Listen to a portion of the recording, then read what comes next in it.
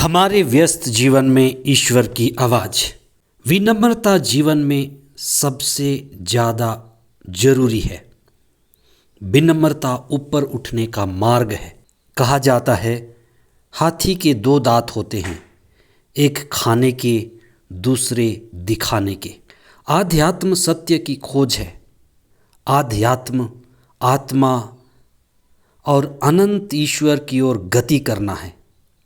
लेकिन कई बार धर्म में धर्मांधता छा जाती है। धर्म में दिखावा आ जाता है, पाखंड, धर्मांधता और अहंकार की समस्या रहती है। अतः धर्म को बार बार शुद्धिकरण की जरूरत है। 9वां सामान्य सप्ताह 10 जून 2023 शनिवार। पहला पाठ तोबित का ग्रंथ अध्याय 12 पद संख्या 1, पद संख्याएं 5 से 15 तक और 20। मार्कुस का सुसमाचार अध्याय 12 पद संख्याएं 38 से 44 तक। ईसाई यहूदी धर्म को मानने वाले थे। वे यहूदी धर्म की शुद्धिकरण के लिए आए थे। ईसाई यहूदी धर्म की हालात को देखकर उस समय की स्थिति से दुखी थे। ईसा ने देखा कि जो धर्म सिखाने वाले हैं, जो अगुवे हैं, उनमें दिखावा बहुत ज़्यादा है, उनमें स्वार्थ है, उनमें विनम्रता का अभाव है और यही धर्म के लिए घातक है।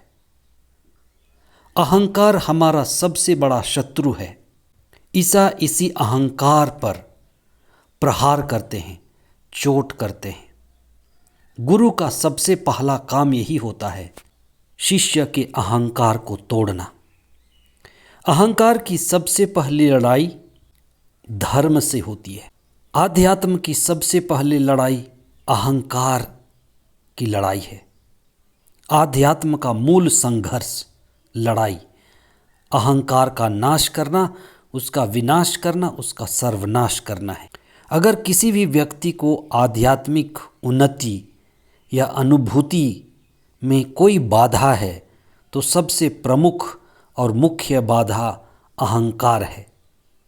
मैं का भाव, मैं ही अहम हूँ, मैं केंद्र बन जाता है। यानी शरीर अहम या बुद्धि अहम आत्मा तक पहुँचने नहीं देता। जब अहम, मैं, शरीर और मन केंद्र हो जाए तो वह बाहरी जगत, शरीर और जगत से जुड़ जाता है।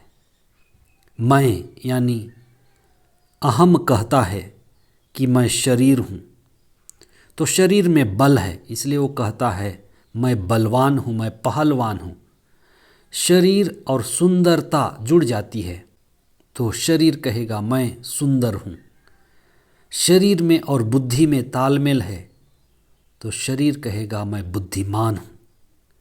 अगर शरीर बीमार पड़े, कमज़ोर हो जाए तो अहंकार कम हो जाएगा। बुढ़ापा आ जाए, बाल पक जाएं, दांत, घुटने हिलने लगे तो अहंकार कम हो जाता है। सुंदरता गई, अहंकार कम होता है। कमज़ोरी, बीमारी, ये अहंकार कम करते हैं। इसलिए हमेशा अहंकार नहीं टिकता। इसलिए ईसा ने अपने शिष्यों को विशेष रूप से विनम्रता का पाठ पढ़ाया। उनमें सबसे पहला पाठ था शिष्यों के पैर धोना। प्रभु गुरु और प्रभु होकर अपने शिष्यों के पैर धोए, ये नई शिक्षा थी।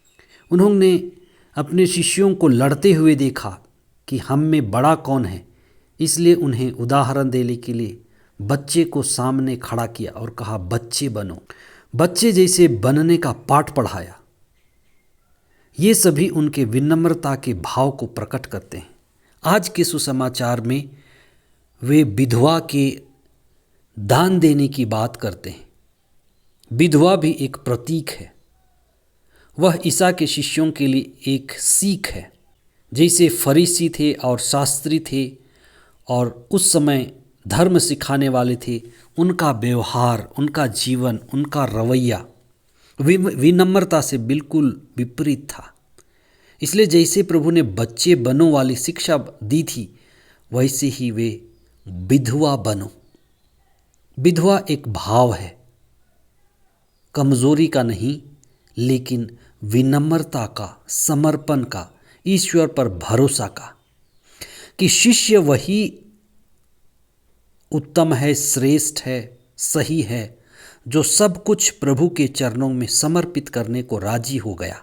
शिष्य वही जो ईश्वर के लिए अपना समय, अपना बल, अपना धन, अपना ध्यान, अपना दिल, अपना सब कुछ दे दे।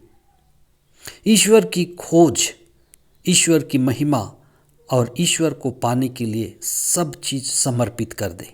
विधवा एक तरह से संसार से कट जाती है, समाज से कट जाती है और समर्पित होती है ईश्वर को। एक ऐसा ही समर्पण शिष्य के जीवन के लिए अहम है, जरूरी है। और ये स्वयं हम ईसा के जीवन में देखते हैं, जो क्रूस पर मर गया, वास्तव में वही एक विधवा की तरह है। ईसा स्वयं विधवा की तरह है, जो क्रूस पर असहाय, समर्पित, कमज़ोर, सारी मानव जाति के कल्याण के लिए अपनी सांस, अपना शरीर, अपने प्राण दे दिए और पूरी तरह से ईश्वर पर भरोसा। इसलिए आदर्श मसीही जीवन यही है कि हम पूरी तरह से ईश्वर पर भरोसा रखें, ईश्वर को समर्पित होकर जीवन बिताएं। प्रभु हमारे समर्पण को स्वीकार करे और हमारे अहंकार को मिटाने के लिए हमें सद्बुद्धि और विनम्रता प्रदान करे। आमीन।